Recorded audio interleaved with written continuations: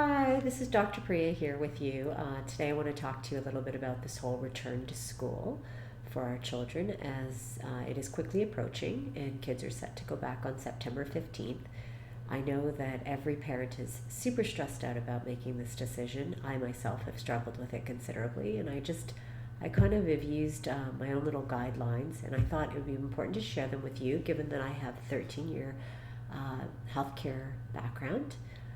And I teach in our health services management program at Ryerson University. So I thought, you know what, I'd share with you what I'm doing, and hopefully it will help what I'm doing to make my decision. Hopefully some of this information will help you in your decision making, because I know that students or parents are even contemplating it all over again, even though we had to make a choice at the end of August. Many parents are changing their minds based on the most recent information.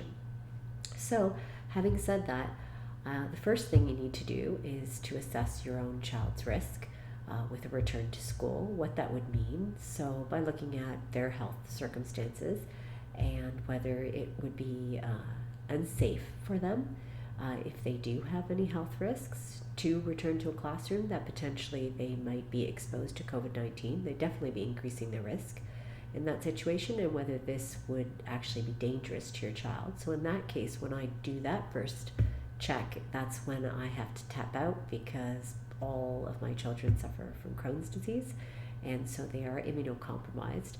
And because of this, the fact that they're on medications to manage their diseases, which actually further threaten their immune systems, I've decided that they won't be able to go back into the classroom because that risk would be too great. But assuming your kids are very healthy, which many of you are in that fortunate situation, then you can think about going to the second thing that you have to consider, which is what is the risk to your family members.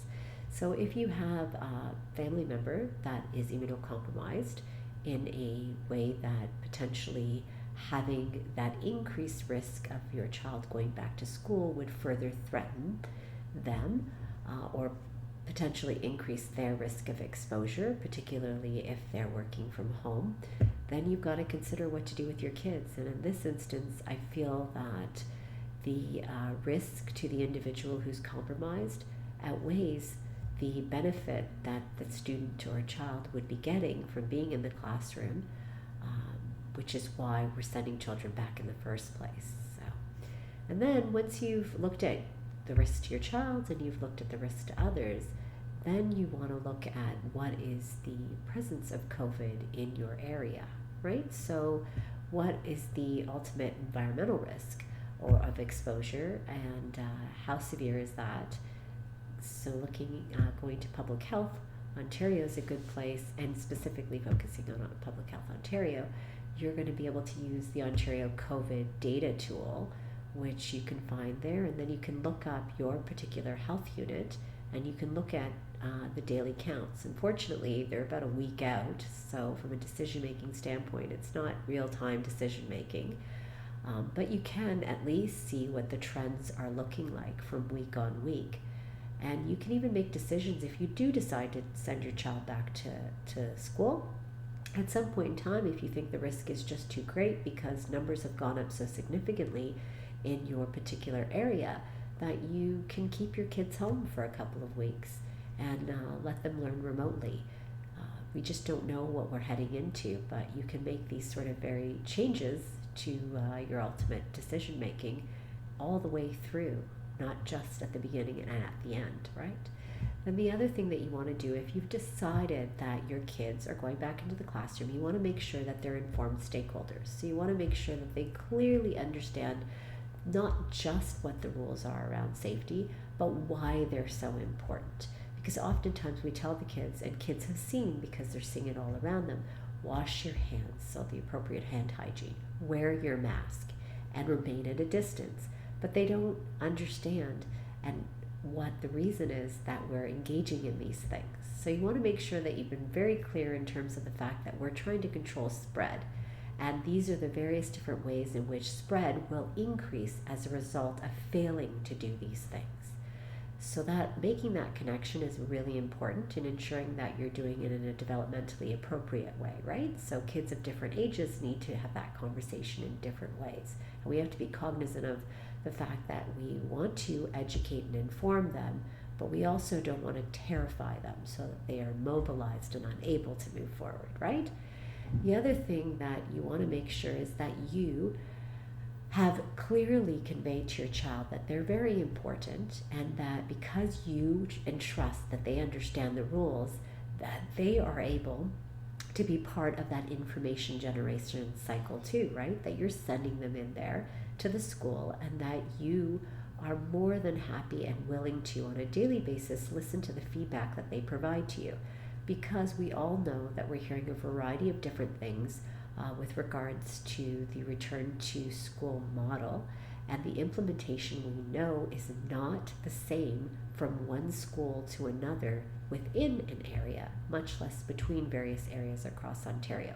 So clearly your most informed stakeholder with regards to what's going on is your child at this point. So you want to make sure that you let them know just how important in that information generation cycle they are, so that they come back to you if they, at any point in time, feel unsafe or feel that their safety is being compromised at the expense of the students, teachers' inability to follow through with the public health recommendations, that they come back and share that information. Because as I said earlier, you can make a decision to send your child back to school, but you can also revoke that decision if you think that your child is at risk, of course.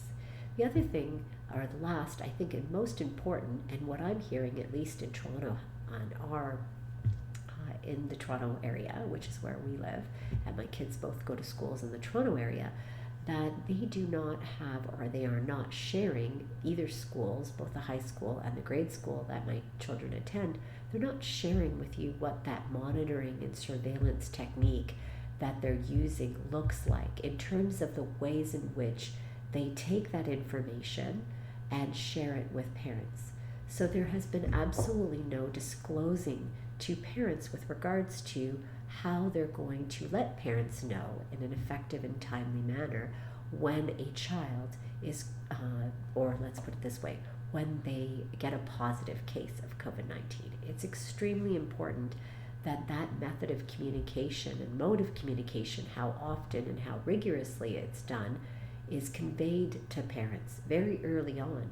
It should have been conveyed at this point because we're a week out from when school starts.